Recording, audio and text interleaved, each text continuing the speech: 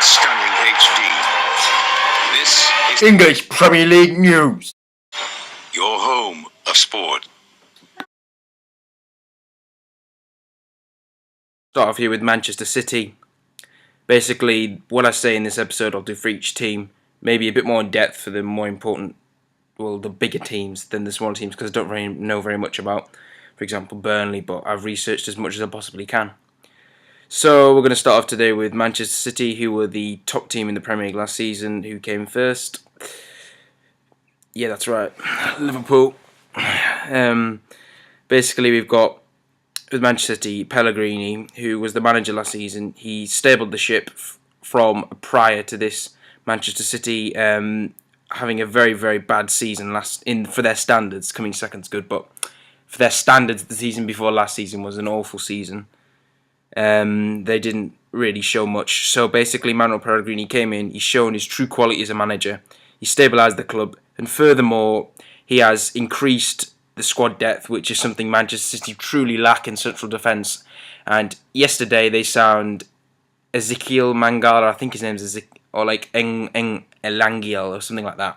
Basically, he signed from Porto, and he's pretty much he's about 20 years old, I think, and looks like a solid central defensive midfield centre back. And I think he could slot in nicely with Vincent Kompany, because Demichelis, let's just say, he's just nowhere near the standard of Manchester City.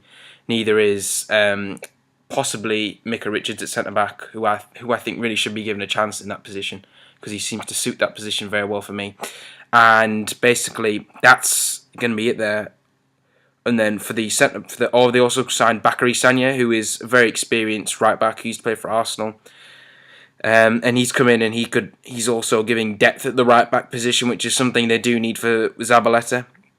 Very good signing. And then finally we got Fernando, who is also a great central defensive midfielder, who also played for Porto, I believe, and he's been a rock for Porto for quite some time, and he could prove to be a good partner with Yaya Toure, having let Javi Garcia go in the summer to Zenit.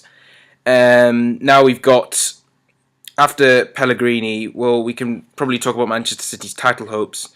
I think they're going to be in it with Chelsea and possibly Manchester United and maybe Arsenal.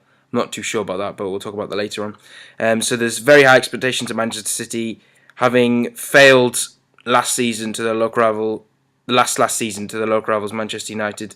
They want to try and advance and show that they're better than Manchester United by winning the titles another year, so 2 out of 3.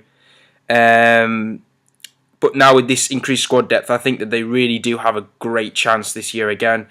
However, with other teams also strengthening, I think Manchester City's title hopes aren't as great as Chelsea's, but I think that they are going to come a solid second place.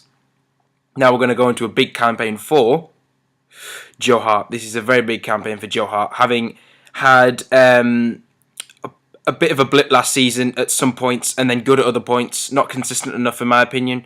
Not the best goalkeeper in the Premier League. Was 2 seasons ago, or even a season before that. But now he is no longer the top dog at Manchester City, having them now signed Willy Caballero from Malaga. Caballero previously worked with Pellegrini in Spain, and last season he played every minute of Malaga's La Liga campaign. Not literally, I think he pretty much played every minute. So basically, he's a first-team quality player. He looked pretty poor in the Community Shield, but, that's just the Community Shield. And I don't think he's here to warm the bench. I think he could possibly be put ahead of Joe Hart, which is going to be a real shock to the system for that lad. And basically, now we're going to go on to finally the lineups for Manchester City. So in my opinion, it will be Kolarov at left back / Clichy. They're both good left backs, and they can both get a starting place. Kompany, Mangala, and occasions Demichelis. At right back, Zabaleta, and when injured, Sagna. At right mid, we'll probably see David Silva, Yaya Toure, along with Fernandinho,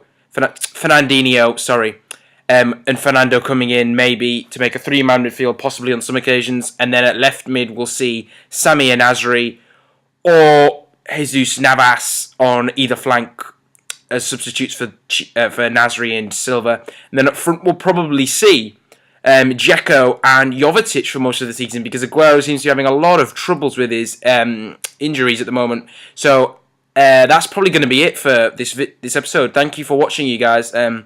If you want me to do more in-depth ones on any Premier League team, I'll be happy to do that. And finally, for Manchester City, their star man obviously is Yaya Toure / Aguero / company. Those three players are one of the three best players in each position in the Premier League, in my opinion. So Manchester City are probably going to come second, in my opinion. This has been EPL News. Thank you for watching. Goodbye.